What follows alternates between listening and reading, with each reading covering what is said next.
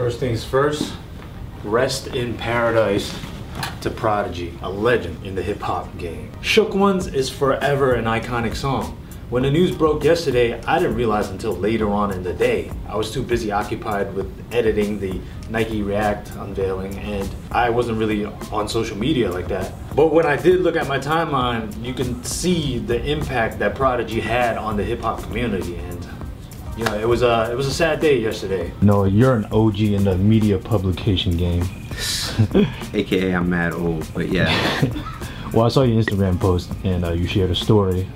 Can you tell the audience a little bit something about that? Yeah, so I mean, Prodigy, you know, obviously is one of the greatest rappers of all time, one of my personal favorites. The second and third and fourth MOBB albums are certified classics from the first track to the last. First time I met him was at the Blaze battle in Philly in 1999. He was promoting the Murder Music album, and we had an MC battle, and I was working at Blaze. That was actually the first time that I became aware of his sickness, because when he performed, at a certain point, like halfway through the show, he ended up sitting down on the edge of the stage and just performing the rest of the set, like sitting with his legs kind of dangling off the stage into the crowd. And afterwards, when we talked to him and Havoc, they explained that he had been like feeling kind of fucked up because of the sickle cell, and like that he was kind of out of it. A couple years later, XXL had me do a profile on him for the INFAMY album,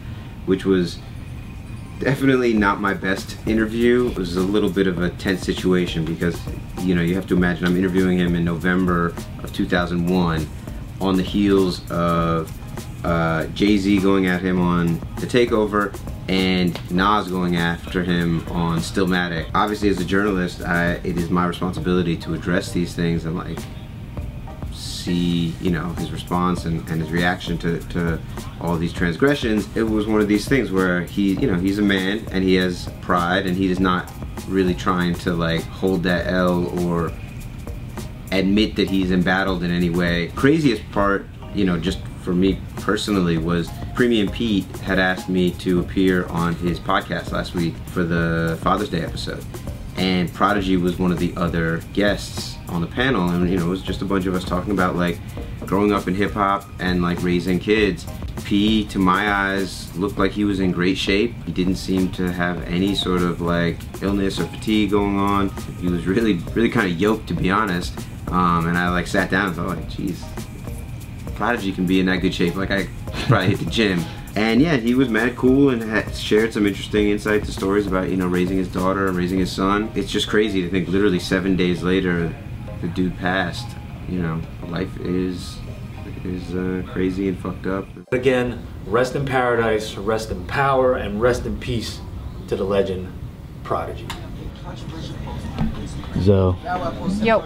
So Wingstop stopped by yesterday. Should I show the footage? Yeah. I think so. Might as well, right? Why'd you look at your watch? Cause yeah, you know what time it is. It's ridiculous watch time. Okay, that's a thing now. Just like much time. We got the good folks from Wingstop coming back in the office with a special guest, Bellator fighter, Matt Mitrione. You gonna share some of those wings, or? No, I don't know.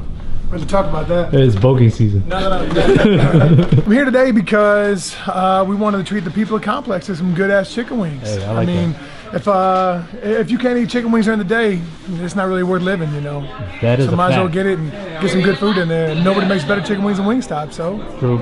Also, you got a big fight coming up. I do have a big fight this Saturday at Madison Square Garden. I'm fighting the GOAT, the greatest of all time, named Fedor Emelianenko. Ooh. And this is actually, I believe it's officially hashtag Punch a Legend in the Face Week. Punch a Legend in the Face Week? Yes, sir.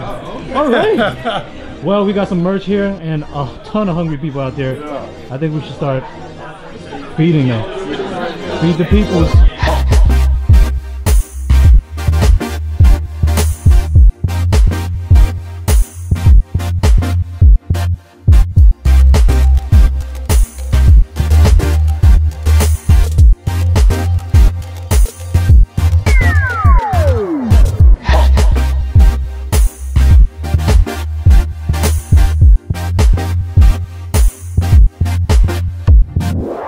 I need to get your thoughts on this McGregor-Mayweather fight. Well, play-by-play is going to be boring. It's going to be the second most boring fight in boxing history. What's the first most boring? Pacquiao-Mayweather. Because primarily that people have spent their entire lives learning the footwork and the sweet science, the sweet defense of boxing. That's what boxing is. It's all about defense. Who can take the least amount of punishment while giving out enough counter-punching and offensive punching to stop your opponent. People have been spending their entire lives perfecting that craft, and they can barely lay hands on Floyd. And so Conor, because he can fight MMA well, and he has good timing, he's explosive, he thinks that he can, or people think that he can go in there and put hands on Floyd. That's just madness. I mean, it'll be embarrassing for our sport. Damn. I think not because Conor isn't a beast at what he does. It's because we're not trained to be boxers. We have so many other different disciplines that we study, and it's like saying if Floyd came in and tried to fight an MMA fight, he would get absolutely annihilated. Hey, add another L to the record books. Justin, you got it? Yes, sir. Well, Justin, you keeping it or? Justin, get the F out of here. L, caught an L too? I caught an L because Justin took all the good Wi-Fi. I know, yo. Stop hogging the Wi-Fi, bro. Used to be. Yeah, he pulled up and he said yes. I was like, where the fuck did he come from? Yeah, he pulled up and finessed the Wi-Fi and then he just left. Anyway, Al's, a lot of NBA action happened last night. Yeah. What's the biggest headline? Gotta be D'Angelo Russell going to the Nets. Okay. Now, good trade if it works for. Good trade if they get Paul George. Bad trade if they don't. Because they just gave him a #2 overall pick, you know? What about that Dwight Howard trade? He's bunned, so it doesn't matter. That was kind of awkward, no? He was doing a Q&A on Twitter. Yeah. And he just got traded. Yo, oh my god, in the middle of his Q&A, and then everyone replied back, yo, you just got traded. That poor guy. What's the biggest headline on the rumor mill right now? What happens with Paul George? That's it. What about Jimmy Butler? Well, they said Cavs players are reportedly telling him not to come to Cleveland. So it's bad in Cleveland. Whoa. That means... Does that mean LBJ is... LBJ and Kyrie are going to Hollywood. Yeah. Tony, the biggest rumor is Chris Porzingis, bro. Oh, yeah. If it was even a rumor, nothing happened. Oh, we need to get rid of Phil Jackson. Yeah, Phil Jackson's the worst. He did nothing for the Knicks. Well... The finesse guy. A couple more seasons of L's for us. You want to get rid of Phil Jackson but keep Carmelo? Yes. Anyways, thank you guys for watching. I'm going to end this video right here. And I'll see you on the next video. Got mine. What'd you get? Dang it, mine. Oh yeah, you did. You got a ton of free gear last night. But I got mine. Yo, you got yours? Yo, Nike boys though. Oh, Team Early? Team Early, August 3rd. Wait, hold on. Oh, my bad. Okay. Oh, you wore them home last night? Nah, I brought him home. Okay. Yeah. So that's just an empty box? Yeah, empty box. Oh, look at you, pump fake. Yeah, Nike boys. Right. Thank you guys for watching. I'll see you on the next video.